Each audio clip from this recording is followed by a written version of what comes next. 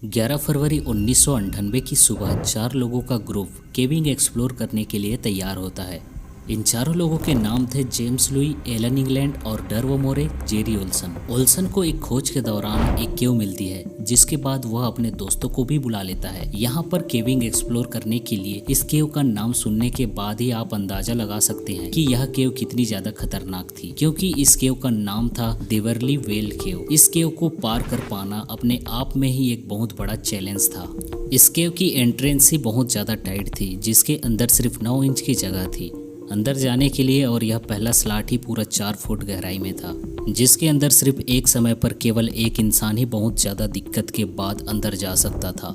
इस केव के अंदर एंटर करते ही आगे जाकर पूरा 7 फुट का एक बड़ा सा ट्रॉप आता है, जिसको पार कर पाना भी एक बहुत बड़ी मुश्किल थी। इसे पार करते ही केव का तीसरा स्टेप था, जिसके अंदर 10 फीट गहराई वाली एक केव और आगे जाकर एक बड़ा सा पैसेज था। 4 लोगों का ग्रुप एंट्रेंस के पास पहुंच जाता है, और जैसे ही इन चारों ने एंट्रेंस के नीचे देखा तो एकदम से ही ये सभी लोग हैरान हो गए, क्योंकि नीचे 4 फुट का गहरा और काले अंधेरे से भरा हुआ एक छोटा सा पैसेज था। इस जगह पर अगर कोई भी अनुभवी केवर होता तो उसे भी बहुत ज़्यादा दिक्कत होती इसके अंदर जाने के लिए, लेकिन फिर भी बिना कुछ सोचे ये सभी लोग अपने गियर्स तैयार करना शुरू कर देते हैं।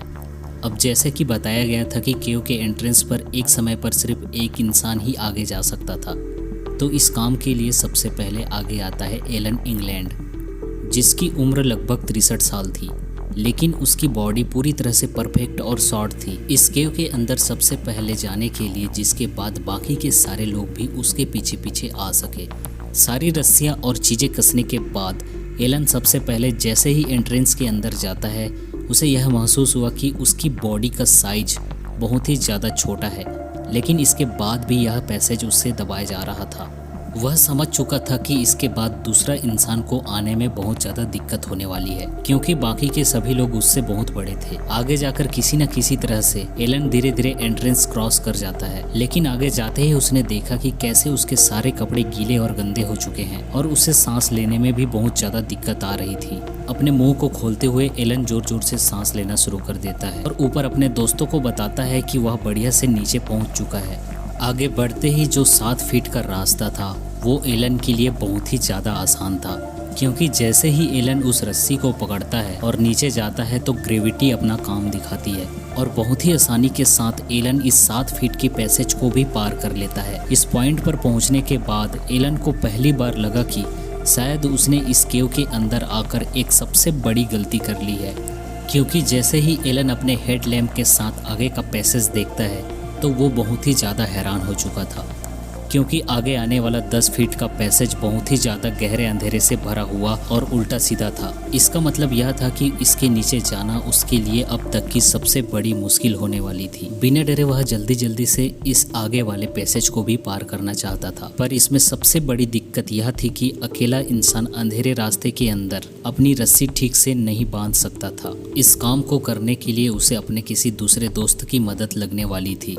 एलन जल्द ही एक क्विक डिसीजन लेता है, जिसमें उसने सोचा कि उसे आगे जाने की बजाय एक बार पीछे अपने दोस्तों के पास जाना चाहिए। अब तक केव के अंदर नमी के कारण उसके सारे कपड़े गीले हो चुके थे और गंदे भी, जिसके बाद 7 फीट वाले रास्ते पर आकर वह रस्सी को पकड़ता है और अपने बहुत सालों के अनुभव के साथ धीरे धीरे अपने पैर को सही जगह पर रखते हुए वह इस पैसेज को पार करके ऊपर एंट्रेंस तक आ जाता है। लेकिन यहाँ पर उसकी एक और बड़ी मुश्किल सामने आती है, क्योंकि जो 4 फीट का एंट्रेंस था वह ग्रेविटी के कारण उसके अंदर घुसना बहुत ही ज़्यादा आसान था, लेकिन ग्रेविटी के उल्ट जाकर उसके ऊपर बढ़ना बहुत ही ज़्यादा मुश्किल था।